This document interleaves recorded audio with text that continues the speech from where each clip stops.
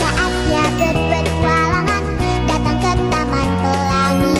Bersama teman-teman semua, yuk kita saling membantu. Aku punya tas berlari dengan si Joko. Bergegaslah ayo berpetualang, saatnya rainbow. Assalamualaikum warahmatullahi wabarakatuh. Perkenalkan, nama saya Agni Raski dari kelas 11 TKJ 2. Di video kali ini saya akan menganalisasi tentang perangkat jaringan nirkabel. Perangkat jaringan nirkabel.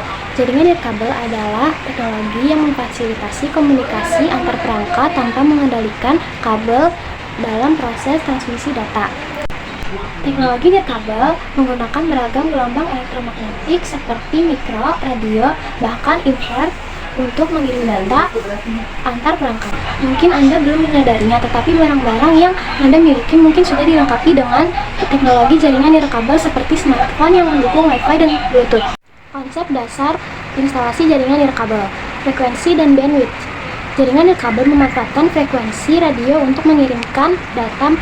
Memahami konsep frekuensi dan bandwidth penting untuk mengoptimalkan kinerja jaringan. Standar jaringan nirkabel. Teknologi nirkabel memiliki berbagai standar seperti Wi-Fi 802.11 dan Bluetooth yang mempengaruhi kecepatan, jangkauan, dan keamanan. Topologi jaringan. Jaringan nirkabel dapat diatur dalam berbagai topologi seperti pair-to-pair atau infrastruktur yang mempengaruhi kinerjanya. Konfigurasi dan pengaturan jaringan nirkabel. Pengaturan router. Mengonfigurasikan pengaturan dasar router nirkabel seperti SSID, password, dan mode operasi. Koneksi perangkat. Menghubungkan perangkat klien seperti laptop dan smartphone ke jaringan nirkabel. Pengaturan lanjutan. Menyesuaikan pengaturan lanjutan seperti pemilihan kanal, pengaturan daya, dan fitur keamanan. Selanjutnya ada langkah-langkah keamanan. Berikut adalah langkah-langkah keamanan untuk menginstalasi jaringan nirkabel.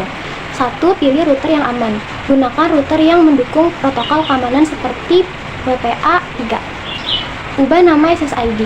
Ganti nama jaringan SSID default agar tidak mudah dikenali dan diakses oleh orang lain. Ketiga, ubah kata sandi default. Segera ganti kata sandi admin router dan buat kata sandi yang kuat untuk jaringan nirkabel.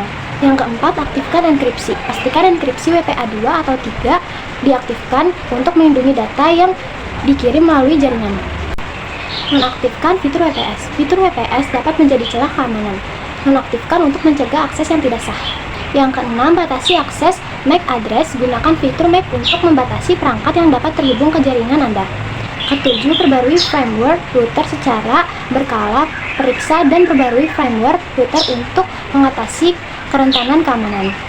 Kedelapan, matikan jaringan tamu. Jika tidak perlu, matikan fitur jaringan tamu untuk menghindari akses tidak sah. Kesembilan, monitor jaringan. Gunakan alat pemantau untuk mendeteksi perangkat yang terhubung dan aktivitas yang mencurigakan. 10, rencanakan keamanan jangka panjang. Secara rutin tinjau dan perbarui pengaturan keamanan sesuai dengan perkembangan teknologi dari ancaman. Kekuatan sinyal nirkabel. Indikator kekuatan sinyal memahami bagaimana mengatur dan menafsirkan kekuatan sinyal nirkabel seperti RSSI dan SNR. Faktor yang mempengaruhi. Mengetahui faktor-faktor yang dapat mempengaruhi kekuatan sinyal seperti jarak, penghalang, dan interferensi. Optimalisasi sinyal. Menerapkan teknik untuk meningkatkan kekuatan sinyal seperti menetapkan ulang perangkat atau menggunakan penguat sinyal. Pemantauan kinerja. Memantau kekuatan sinyal secara berkala untuk memastikan konektivitas yang optimal. Sekian video saya tentang menganalisis jaringan nirkabel. Maaf jika ada salah kata. Wassalamualaikum warahmatullahi wabarakatuh.